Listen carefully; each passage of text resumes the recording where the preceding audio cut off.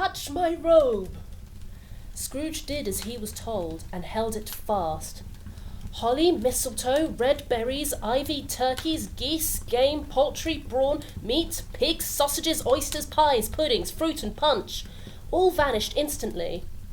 So did the room, the fire, and they stood in the streets on Christmas morning, where, for the weather was severe, the people made a rough but brisk and not unpleasant kind of music, in scraping the snow from the pavement in front of their dwellings, and from the tops of their houses, whence it was mad delight to the boys to see it come plumping down into the road below, and splitting into artificial snowstorms. The house fronts looked black enough, and the windows blacker, contrasting with the smooth white sheet of snow upon the roofs, and with the dirtier snow upon the ground, which last deposit had been ploughed up in deep furrows by the heavy wheels of carts, furrows that crossed and recrossed each other hundreds of times, where the great streets branched off and made intricate channels hard to trace in the thick yellow mud and icy water. There was nothing very cheerful in the climate or the town, and yet there was an air of cheerfulness abroad that the clearest summer air and brightest summer sun might have endeavoured to diffuse in vain. For the people who were shovelling away on the housetops were jovial and full of glee, calling out to one another from the parapets, and now and then exchanged a facetious snowball, better-natured missile far than many a wordy jest, laughing heartily if it went right, and not less heartily if it went wrong. The poulterers' shops were still half open, and the fruiterers were radiant in their glory. The sight of these poor revellers appeared to interest the spirit very much, for he stood with Scrooge beside him in a baker's doorway, and taking off the covers as their bearers passed, sprinkled incense on their dinners from his torch. And it was a very uncommon kind of torch, for once or twice when there were angry words between some dinner carriers who had jostled with each other, he shed a few drops of water on them from it, and their good humour was restored directly. For they said it was a shame to quarrel upon Christmas Day. And so it was. God love it, so it was. In time the bells ceased, and the bakers were shut up, and yet there was a genial shadowing forth of all of these dinners and the progress of their cooking in the thawed blotch of wet above each baker's oven, where the pavement smoked as if its stones were cooking too. "Is there a peculiar flavour in what you sprinkle from your torch?" asked Scrooge. "There is. My own." "Would it apply to any kind of dinner on this day?" asked Scrooge. "To any kindly given. To a poor one most." "Why to a poor one most?" asked Scrooge. "Because it needs it most." "Spirit," said Scrooge after a moment's thought, "I wonder you, of all the beings in the many worlds about us, should desire to cramp these people's opportunity of innocent enjoyment." "I?" cried the spirit. "You would deprive them of their means of dining every 7th day, often the only day on which they can be said to dine at all," said Scrooge. "Wouldn't you?" "I?" cried the spirit. "You seek to close these places on the 7th day," said Scrooge, "and it comes to the same thing." "I seek!" exclaimed the spirit. "Forgive me if I am wrong. It has been done in your name, or at least in that of your family," said Scrooge. "There are some upon this earth of yours," returned the spirit, "who lay claim to know us, and who do their deeds of passion, pride, ill will, hatred, envy, bigotry, and selfishness in our name, who are as strange to us and all our kith and kin as if they had never lived. Remember that, and charge their doings on themselves, not us." Scrooge promised that he would, and they went out, invisible as they had been before, into the suburbs of the town. It was a remarkable quality of the ghost, which Scrooge had observed at the baker's, that notwithstanding his giant size, he could accommodate himself to any place with ease, and that he stood beneath a low roof quite as gracefully and like a supernatural creature as it was possible he could have done in any lofty hall. And perhaps it was the pleasure the good spirit had in showing off this power of his, or else it was his own kind, generous, hearty nature, and his sympathy with all poor men, that led him straight to Scrooge's clerks. For there he went, and took Scrooge with him, holding his robe, and on the threshold of the door the spirit smiled, and stopped to bless Bob Cratchit's dwelling with the sprinklings of his torch. Think of that! Bob had but 15 bob a week himself. He pocketed on Saturdays but 15 copies of his Christian name, and yet the ghost of Christmas present blessed his 4-roomed house.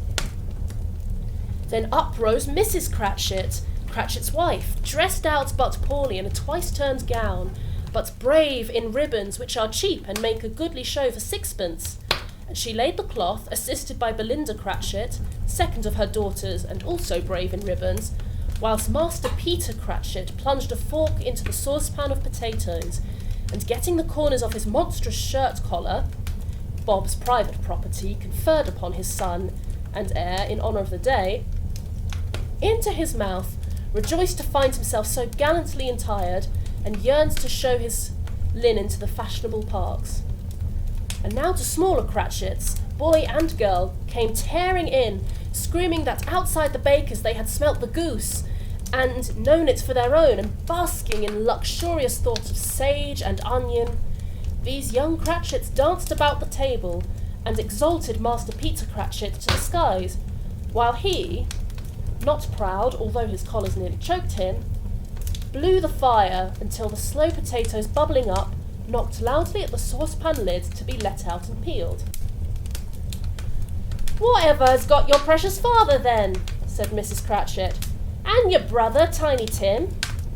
And Martha wa'n't as late as last Christmas Day by half an hour." "Here's Martha, mother," said a girl, appearing as she spoke. "Here's Martha, mother," cried the 2 young Cratchits. "Hurrah! That's such a goose, Martha!"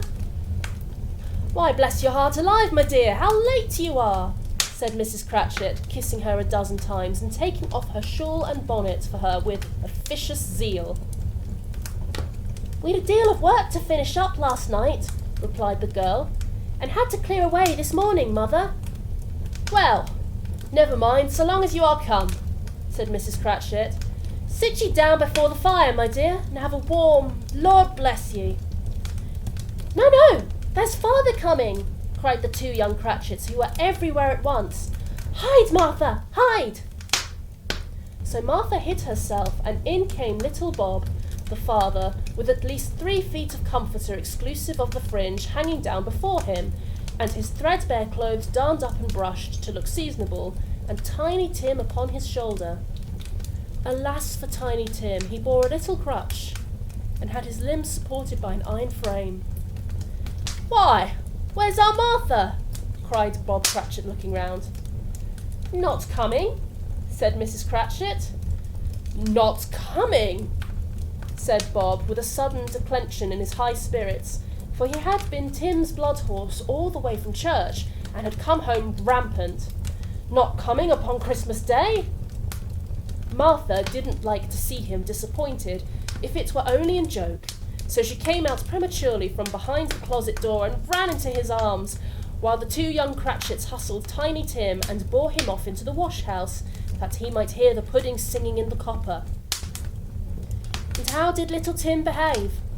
asked Mrs. Cratchit, where she had rallied Bob on his credulity, and Bob had hugged his daughter to his heart's content. "As good as gold," said Bob, "and better. Sometimes he gets thoughtful, sitting by himself so much, and thinks the strangest things you ever heard. He told me then, coming home, that he hoped the people saw him in the church." Bob's voice was tremulous when he told them this, and trembled more when he said that Tiny Tim was growing strong and hearty. His active little crutch was heard upon the floor, and back came Tiny Tim before another word was spoken, escorted by his brother and sister to his stool beside the fire, and while Bob, turning up his cuffs, as if, poor fellow, they were capable of being more shabby, compounded some hot mixture into a jug with gin and lemons, and stirred it round and put it on the hob to simmer. Master Peter and the two ubiquitous young Cratchits went to fetch the goose, with which they soon returned in high procession. Such a bustle ensued that you might have thought a goose the rarest of all birds, a feathered phenomenon to which a black swan was a matter of course, and in truth it was something very like it in that house. Mrs. Cratchit made the gravy, ready beforehand in a little saucepan. Master Peter mashed the potatoes with incredible vigour.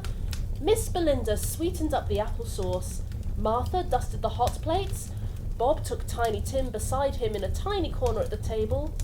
The two young Cratchits set chairs for everybody, not forgetting themselves, and mounting guard upon their posts, crammed spoons into their mouths lest they should shriek for goose before their turn came to be helped. At last the dishes were set on and grace was said. It was succeeded by a breathless pause as Mrs. Cratchit, looking slowly all along the carving knife, prepared to plunge it into the breast. But when she did, and when the long-expected gush of stuffing issued forth, one murmur of delight arose all around the board, and even Tiny Tim, excited by the two young Cratchits, beat on the table with the handle of his knife and feebly cried, "Hurrah!" There was never such a goose. Bob said he didn't believe there ever was such a goose cooked. Its tenderness and flavour, size and cheapness were the themes of universal admiration. Eked out by the applesauce and mashed potatoes, it was a sufficient dinner for the whole family. Indeed, as Mrs. Cratchit said with great delight, surveying one small atom of a bone upon the dish, they hadn't ate it all at last, yet every one had had enough, and the youngest Cratchits in particular were steeped in sage and onion to the eyebrows. But now, the plates being changed by Miss Belinda, Mrs. Cratchit left the room alone, too nervous to bear witness, to take the pudding up and bring it in. Suppose it should be not done enough. Suppose it should break in turning out. Suppose somebody should have got over the wall of the backyard and stolen it while they were merry with the goose. A supposition at which the two young Cratchits became livid. All sorts of horror was supposed. Hello! A great deal of steam. The pudding was out of the copper. A smell like a washing day. That was the cloth. A smell like an eating house and a pastry cook's next door to each other, with a laundress's next door to that. That was the pudding. In half a minute, Mrs. Cratchit entered, flushed but smiling proudly, with the pudding like a speckled cannonball, so hard and firm, blazing in half a quarters of ignited brandy, and pedite with Christmas holly stuck into the top. "Oh, what a wonderful pudding!" Bob Cratchit said, and calmly too, that he regarded it as the greatest success achieved by Mrs. Cratchit since their marriage. Mrs. Cratchit said that now the weight was off her mind, she would confess that she had her doubts about the quantity of flour. Everybody had something to say about it, but nobody said or thought it was at all a small pudding for a large family. It would have been flat heresy to do so. Any Cratchit would have blushed to hint at such a thing. At last the dinner was done. The cloth was cleared, the hearth swept, the fire made up, the compound in the jug being tasted and considered perfect. Apples and oranges were put upon the table, and a shovel full of chestnuts on the fire. Then all the Cratchit family drew around the hearth in what Bob Cratchit called a circle, meaning half of one, and at Bob Cratchit's elbow stood the family display of glass, 2 tumblers and a custard cup without a handle. These held the hot stuff from the jug, however, as well as golden goblets would have done, and Bob served it out with beaming looks, while the chestnuts on the fire sputtered and crackled noisily. Then Bob proposed, "A Merry Christmas to us all, my dears! God bless us!" which all the family re-echoed. "God bless us, everyone," said Tiny Tim, the last of all. He sat very close to his father's side upon his little stool. Bob held his withered little hand in his as if he loved the child, and wished to keep him by his side and dreaded that he might be taken from him. "Spirit," said Scrooge, with an interest he had never felt before, "tell me if Tiny Tim will live." "I see a vacant seat," replied the ghost, "in the poor chimney corner, and a crutch without an owner, carefully preserved. If these shadows remain unaltered by the future, the child will die." "No, no," said Scrooge. "Oh no, kind spirit, say he will be spared." "If these shadows remain unaltered by the future, none other of my race," returned the ghost, "will find him here. What then? If he be like to die, he had better do it, and decrease the surplus population." Scrooge hung his head to hear his own words quoted by the spirit, and was overcome with penitence and grief. "Man," said the ghost, "if man you be in heart, not adamant, forbear that wicked cant until you have discovered what the surplus is, and where it is. Will you decide what men shall live, what men shall die? It may be that in the sight of heaven you are more worthless and less fit to live than millions like this poor man's child. O God, to hear the insect of the leaf pronouncing on the too much life among his hungry brothers in the dust." Scrooge bent before the ghost's rebuke, and trembling cast his eyes upon the ground, but he raised them speedily on hearing his own name. "Mr. Scrooge," said Bob. "I'll give you Mr. Scrooge, the founder of the feast." "The founder of the feast, indeed," cried Mrs. Cratchit, reddening. "I wish I had him here. I'd give him a piece of my mind to feast upon, and I hope he'd have a good appetite for it." "My dear," said Bob, "the children! Christmas Day!" "It should be Christmas Day, I'm sure," she said, "on which one drinks the health of such an odious, stingy, hard, unfeeling man as Mr. Scrooge. You know he is, Robert. Nobody knows it better than you do, you poor fellow." "My dear," was Bob's mild answer, "Christmas Day." "I'll drink his health for your sake and the day's," said Mrs. Cratchit. "Not for his. Long life to him. A Merry Christmas and a Happy New Year. He'll be very merry and very happy, I have no doubt." The children drank the toast after her. It was the first of their proceedings which had no heartiness in it. Tiny Tim drank it last of all, but he didn't care twopence for it. Scrooge was the ogre of the family. The mention of his name cast a dark shadow on the party, which was not dispelled for a full 5 minutes. After it had passed away, they were 10 times merrier than before, from the mere relief of Scrooge the Baleful being done with. Bob Cratchit told them how he had a situation in his eye for Master Peter, which would bring in, if obtained, 5 full and 6pence weekly. The 2 young Cratchits laughed tremendously at the idea of Peter's being a man of business, and Peter himself looked thoughtfully at the fire from between his collars, as if he were deliberating what particular investments he should favour when he came into the receipt of that bewildering income. Martha, who was a poor apprentice at a milliner's, then told them what kind of work she had to do, and how many hours she worked at a stretch, and how she meant to lie abed tomorrow morning for a good long rest, tomorrow being a holiday she passed at home. Also how she had seen a countess and a lord some days before, and how the lord was much about as tall as Peter, at which Peter pulled up his collars so high that you couldn't have seen his head if you had been there. All this time the chestnuts and the jug went round and round, and by they had a song about a lost child travelling in the snow from Tiny Tim, who had a plaintive little voice, and sang it very well indeed. There was nothing of high mark in this. They were not a handsome family. They were not well dressed. Their shoes were far from being waterproof. Their clothes were scanty, and Peter might have known, and very likely did, the inside of a pawnbroker's.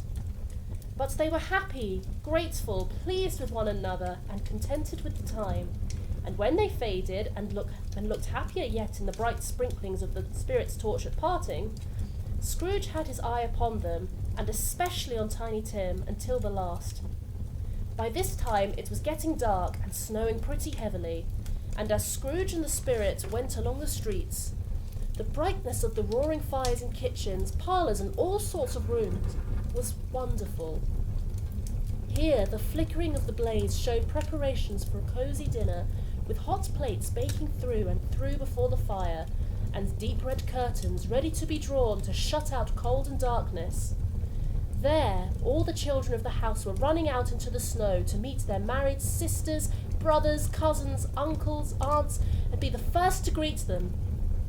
Here again were shadows on the window blind of guests assembling, and there a group of handsome girls, all hooded and fur-booted, and all chattering at once, tripping lightly off to some near neighbour's house, where, woe upon the single man who saw them enter, artful witches, well they knew it, in a glow. Again the ghost sped on, above the black and heaving sea, on, until, being far away, as he told Scrooge, from any shore, they lighted on a ship. They stood beside the helmsman at the wheel, the lookout in the bow, the officer who had the watch, dark, ghostly figures in their several stations, but every man among them hummed a Christmas tune, or had a Christmas thought, or spoke below his breath to his companion of some bygone Christmas day, with homeward hopes belonging to it. And every man on board, waking or sleeping, good or bad, had had a kinder word for another on that day than in any day of the year, and had shared to some extent in its festivities, and had remembered those he cared for at a distance, and had known that they were delighted to remember him. It was a great surprise to Scrooge, while listening to the moaning of the wind, and thinking what a solemn thing it was to move on through the lonely darkness over an unknown abyss, whose depths were as secret and profound as death. It was a great surprise to Scrooge, while thus engaged, to hear a hearty laugh. It was much greater surprise to Scrooge to recognise it as his own nephew's, and to find himself in a bright, dry, gleaming room with the Spirit standing, smiling by his side, and looking at that same nephew with approving affability. "Ha ha!" laughed Scrooge's nephew. It is a fair, even-handed, noble adjustment of things that while there is infection in disease and sorrow, there is nothing in the world so irresistibly contagious as laughter and good humour. When Scrooge's nephew laughed in this way, holding his sides, rolling his head, and twisting his face into the most extravagant contortions, Scrooge's niece, by marriage, laughed as heartily as he, and their assembled friends, not being a bit behindhand, roared out lustily. "He said that Christmas was a humbug, as I live!" cried Scrooge's nephew. "He believed it too." "More shame for him, Fred," said Scrooge's niece indignantly. "Bless those women, they never do anything by halves. They are always in earnest." She was very pretty, exceedingly pretty, with a dimpled, surprised-looking, capital face, a ripe little mouth that seemed made to be kissed, as no doubt it was. All kinds of good little dots about her chin that melted into one another when she laughed, and the sunniest pair of eyes you ever saw in any little creature's head. Although she was what you would have called provoking, you know, but satisfactory too. Oh, perfectly satisfactory. "He's a comical old fellow," said Scrooge's nephew. "That's the truth, and not so pleasant as he might be. However, his offences carry their own punishment, and I have nothing to say against him." "I'm sure he is very rich, Fred," hinted Scrooge's niece. "At least you always tell me so." "What of that, my dear?" said Scrooge's nephew. "His wealth is of no use to him. He don't do any good with it. He don't make himself comfortable with it. He hasn't the satisfaction of thinking that he is ever going to benefit us with it." "I have no patience with him," observed Scrooge's niece. Scrooge's niece's sisters and all the other ladies expressed the same opinion. "Oh, I have," said Scrooge's nephew. "I am sorry for him. I couldn't be angry with him if I tried. Who suffers by his ill whims? Himself, always. Here he takes it into his head to dislike us, and he won't come and dine with us. What's the consequence? He doesn't lose much of a dinner." "Indeed, I think he loses a very good dinner," interrupted Scrooge's niece. Everybody else said the same, and they must be allowed to have been competent judges because they had just had dinner, and with the dessert upon the table were clustered round the fire by lamplight. "Well, I am very glad to hear it," said Scrooge's nephew, "because I haven't had any great faith in these young housekeepers. What do you say, Topper?" Topper had clearly got his eye upon one of Scrooge's niece's sisters, for he answered that a bachelor was a wretched outcast who had no right to express an opinion on the subject. Whereat Scrooge's niece's sister, the plump one with the lace tucker, not the one with the roses, blushed. "Do go on, Fred," said Scrooge's niece, clapping her hand. "He never finishes what he begins to say. He's such a ridiculous fellow." Scrooge's nephew revelled in another laugh, and as it was impossible to keep the infection off, though the plump sister tried hard to do it with aromatic vinegar, his example was unanimously followed. "I was only going to say," said Scrooge's nephew, "that the consequence of his taking a dislike to us and not making merry with us is, as I think, that he loses some pleasant moments which could do him no harm. I am sure he loses pleasanter companions than he can find in his own thoughts, either in his mouldy old office or his dusty chambers. I mean to give him the same chance every year, whether he likes it or not, for I pity him. He may rail at Christmas till he dies, but he can't help thinking better of it. I defy him to stop me from going there in good temper year after year and saying, 'Uncle Scrooge, how are you?' If it only puts him in the vein for him to leave his poor clerk £50, that's something, and I think I shook him yesterday." It was their turn to laugh now at the notion of his shaking Scrooge, but being thoroughly good-natured and not much caring what they laughed at, so long as they laughed at any rate, he encouraged them in their merriment and passed the bottle joyously. After tea, they had some music. Scrooge's niece played well upon the harp, and played, among other tunes, a simple little air, a mere nothing, you might learn to whistle it in 2 minutes, which had been familiar to the children who fetched Scrooge from the boarding school, as he had been reminded by the ghost of Christmas past. When this strain of music sounded, all the things that ghost had shown him came upon his mind. He softened more and more, and thought that if he could have listened to it often years ago, he might have cultivated the kindness of life for his own happiness with his own hands, without resorting to the sexton's spade that buried Jacob Marley. But they didn't devote the whole evening to music.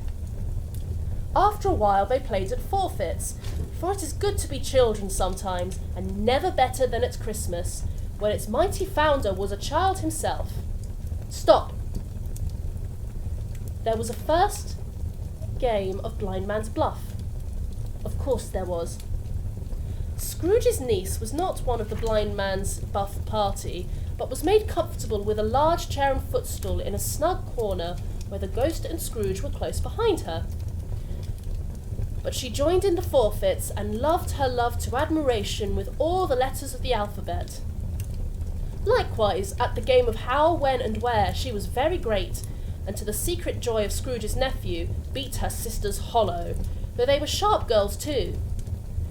There might have been 20 people there, young and old, but they all played, and so did Scrooge, for, wholly forgetting, in the interest he had in what was going on, that his voice made no sound in their ears, he sometimes came out with his guesses quite loud, and often guessed right too, for the sharpest needle, best Whitechapel, warranted not to cut in the eye, was not sharper than Scrooge, blunt as he took it in his head to be.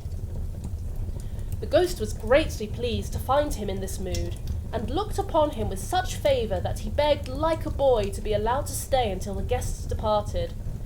But this the spirit said could not be done. "Here is a new game," said Scrooge. "1/2 hour, spirit, only one." It was a game called Yes and No, where Scrooge's nephew had to think of something, and the rest must find out what, his only answering to their questions yes or no as the case was. The brisk fire of questioning to which he was exposed elicited from him that he was thinking of an animal, a live animal rather than a disagreeable animal, a savage animal, an animal that growled and grunted sometimes and talked sometimes and lived in London and walked about the streets and wasn't made a show of and wasn't led by anybody and didn't live in a menagerie, was never killed in a market, was not a horse, an ass, a cow or a bull or a tiger or a dog or a pig or a cat or a bear. At every fresh question that was put to him, this nephew burst into a fresh roar of laughter and was so inexpressibly tickled that he was obliged to get off the sofa and stamp. At last the plump sister, falling into a similar state, cried out, "I have found it out! I know what it is, Fred! I know what it is!" "What is it?" cried Fred. "It's your Uncle Scrooge!" Which it certainly was. Admiration was the universal sentiment, though some objected that the reply to "Is it a bear?" ought to have been yes, inasmuch as an answer in the negative was sufficient to have diverted their thoughts from Mr. Scrooge, supposing that they had ever had any tendency that way. "He has given us plenty of merriment, I am sure," said Fred, "and it would be ungrateful not to drink his health. Here is a glass of mulled wine ready to our hand at the moment, and I say, Uncle Scrooge." "Well, Uncle Scrooge," they cried, "a Merry Christmas and a Happy New Year to that old man, whatever he is," said Scrooge's nephew. "He wouldn't take it from me, but may he have it nevertheless. Uncle Scrooge." Uncle Scrooge had imperceptibly become so gay and so light of heart that he would have pledged the unconscious company in return, and thanked them in an audible speech, if the ghost had given him time. But the whole scene passed off in the breath of the last words spoken by the nephew, and he and the spirit were again upon their travels. Much they saw, and far they went, and many homes they visited, but always with a happy end. The spirits stood beside sick beds, and they were cheerful, on foreign lands, and they were close at home, by struggling mans, and they were patient in their greater hope, by poverty, and it was rich. In almshouse, hospital, and jail, in misery's every refuge, where vain man, in his little brief authority, had not made fast the door, and barred the spirit out, he left his blessing, and taught Scrooge his precepts. It was a long night, if it were only a night, but Scrooge had had his doubts of this, because the Christmas holidays appeared to be condensed in the space of the time they passed together. It was strange, too, that while Scrooge remained unaltered in his outward form, the ghost grew older, clearly older. "Are spirits' lives so short?" asked Scrooge. "My life upon this globe is very brief," replied the ghost. "It ends tonight." "Tonight!" cried Scrooge. "Tonight at midnight. Hark! The time is drawing near." The chimes were ringing the 11:15 at that moment. "Forgive me if I am not justified in what I ask," said Scrooge, looking intently at the spirit's robe. "But I see something strange and not belonging to yourself protruding from your skirts. Is it a foot or a claw?" "It might be a claw, for the flesh there is upon it," was the spirit's sorrowful reply. "Look here."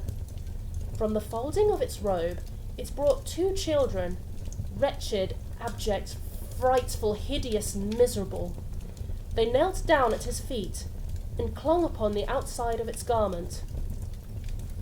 "Oh, man! Look here! Look down here!" exclaimed the ghost. They were a boy and a girl, yellow, meagre, ragged, scowling, and wolfish, but prostrate too in their humility. Where graceful youth should have filled their features out and touched them with its freshest tints, a stale and shrivelled hand, like that of age, had pinched and twisted them, and pulled them into shreds.